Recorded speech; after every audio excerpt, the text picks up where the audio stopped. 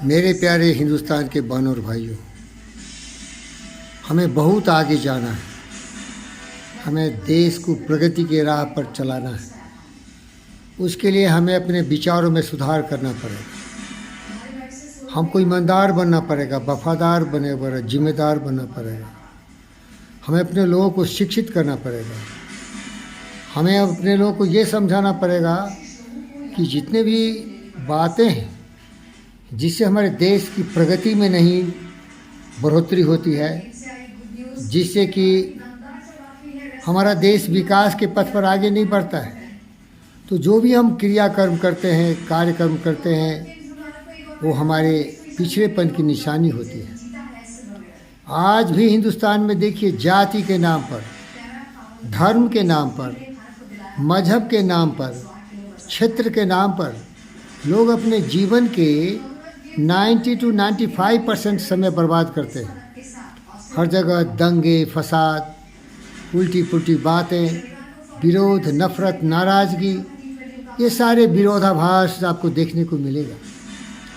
और हमारे देश की जो राजनीति दल हैं इतने भ्रष्ट हो गए हैं, इतने गंदे नाली के कीड़े से भी गिर गए हैं कि देश की जनता का खून जोंक की तरह चूसते हैं।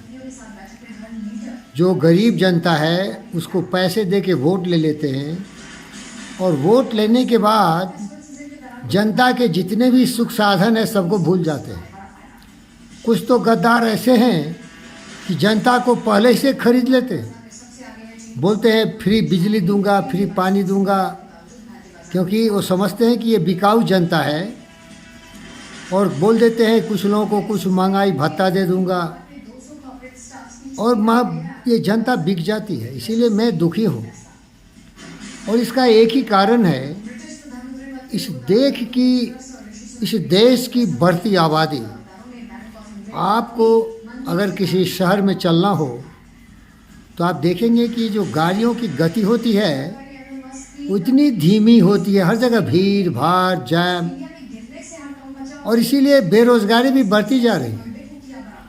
कोई भी सरकार धोखाधड़ी कर सकता हो, धोखा दे के वादे बहुत कर सकता हो, 10-20 रुपये भिखारी समझ के जनताओं को देने की बात कर सकता हो, बिजली 2-4 यूनिट फ्री कर देगा, थोड़ा पानी दे देगा। लेकिन मैं उन गद्दारों को ये चैलेंज करके कहता हूँ, क्या दम है कि जनता में इतनी शक्ति पैदा करो कि अपने खर्चा के लिए वो खुद कमाए और देश उसको पूरी सुविधा और सुरक्षा प्रदान करे। हिंदुस्तान के हर रोज़गार मिलने का हकदार है इसका इंसान। हर इंसान की जिम्मेदारी है कि राष्ट्रपति भवन में इतने ऐशो आराम के साथ हमारी माँ, हमारी बहन, हमारी बेटी राष्ट्रपति हैं और वो प्रथम नागरिक हैं, तो जो यहाँ का लास्ट नागरिक है उसको खाने के लिए नहीं, पीने के लिए नहीं, रहने के लिए घर नहीं, उसको रोज़गार ही नहीं। ये विरोधाभास क्यों? मैं खुल के बात करना चाहता हूँ और मेरी बात है। इसका यही कारण है कि यहाँ का जितना भी राजनीति दल है वो अपने दिल से पूछे, दिमाग से पूछे कि क्या आप ईमानदार हैं, क्या सचमुच देशभक्त हो। अगर देशभक्त हो तो फ्री बिजली, फ्री पानी, 2-4-10 रुपये दे के बेरोज़गारी भत्ता देने की बात क्यों करते हो? रोज़गार क्यों नहीं देते हो? उनके लिए सुख साधन क्यों नहीं जमाते हो? उनके लिए स्कूल, कॉलेज, इंडस्ट्री क्यों नहीं बनाते हो? उनके लिए रोज़गार की समस्या का समाधान क्यों नहीं ढूंढते हो? क्योंकि इसमें तुम्हारी फट जाएगी भाई। चिथरे चिथरे गुंडे, लुच्चे, बदमाश, लफंगे कहीं से आ गए और नेता बन गए। अरे गद्दार, देख, हमारे कमरे में रविन्द्रनाथ टैगोर हैं, सुभाष चंद्र बोस हैं और विवेकानंद है। यहाँ केवल सत्य की खेती होती है। यहाँ धोखाधड़ी, झूठेपनी नहीं होता है। लेकिन अगर आप चाहें तो आप भी हमारी तरह सुभाष बोस का प्रतिबिंब बन सकते हैं, भगत सिंह, चंद्रशेखर आकार की छवि ले सकते हैं। और जिस तरह से हमारी देश की हर जनता दुख सुख में है, उस दुख सुख के लेवल तक अगर आप बहुत ऊंचे हैं तो उस लेवल में आइए। जब तक हिंदुस्तान का एक भी व्यक्ति समझदार नहीं है, उसके दिल में देश प्रेम नहीं है, उसके दिमाग से जहर को निकालने दिया गया हो, उसको अगर सारी सुख सुविधाएं नहीं मिलती हो, अगर अभी भी जाति धर्म मजहब क्षेत्र के नाम पर वो लड़ता हो, तो ये जो मनाया जा रहा है 75 वर्ष का आज़ादी, ये झूठा है, ये फरेब है। भले ये अंग्रेज लात मार के फुटबॉल की तरह छोड़ के चले गए हिंदुस्तानी को, क्योंकि डर था कि सुभाष बोस उसकी हड्डियां तोड़ देंगे, डर गया और भाग गया यहाँ इन हिंदुस्तानियों को छोड़ के। लेकिन इस हिंदुस्तानी को दिमाग में 1947 का जहर अभी भी है। अभी भी हिंदुस्तान को तोड़ने की बात करने वाले इतने अज्ञानी, इतने देश से नाराज लोग हैं जो अभी भी यहाँ जहर फैलाते हैं। और इनको समर्थन देने वाले, इनको भड़काने वाले, इनके वोट को बैंक समझने वाले इनकी तरफदारी करते हैं। मैं निवेदन करता हूँ मेरे हिंदुस्तान के भाइयों बहनों, आप जितने जाति धर्म क्षेत्र मजहब है भूल जाओ। अगर हिंदुस्तान को अपना धर्म समझते हो, अपना देश समझते हो, तो हिंदुस्तान ही एक धर्म है, हिंदुस्तान ही एक तुम्हारा देश है, हिंदुस्तान ही तुम्हारे सब कुछ है। सबको भुला दो, केवल हिंदुस्तानी बनो। पढ़ो लिखो, कामयाब इंसान बनो। बनने की ताकत हर इंसान के दिमाग में है, लेकिन वो भटका हुआ है। उसके दिमाग में काम के लिए तो जगह ही नहीं है। बेरोजगार है तो उसको भड़का के लोग गुंडे, बदमाश, लुच्चे, लफंगे, मर्डर, हत्यारे, भ्रष्टाचारी नेता बनाते। क्या बताऊं? अगर आप टीवी सुनते हो तो देखो टीवी में राज्यों में क्या हो रहा है।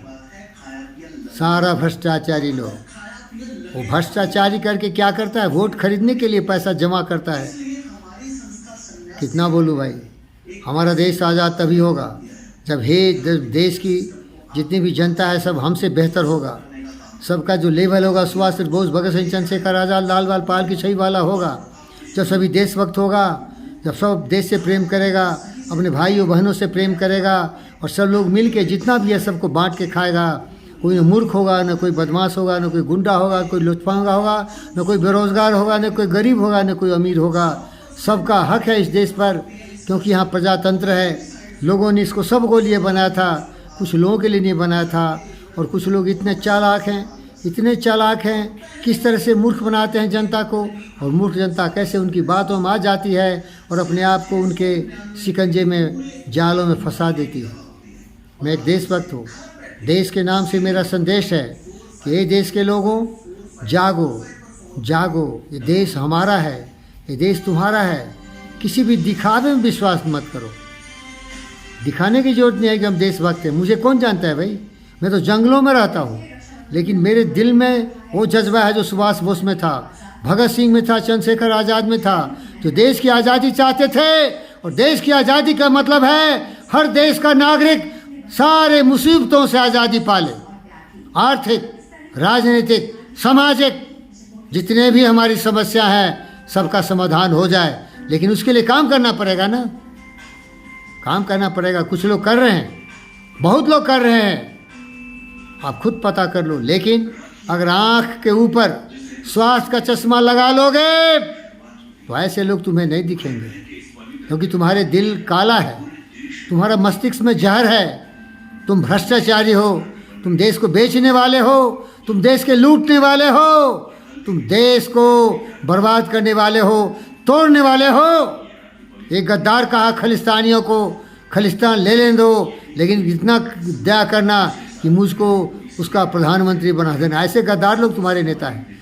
जागो हिंदुस्तान के लोग, जब तुम जाग जाओगे तो तुम्हारे सिंह दहाड़ के सामने ये मर जाएंगे, तरफ के मर जाएंगे, क्योंकि इनके जीने के लिए वातावरण नहीं रहेगा।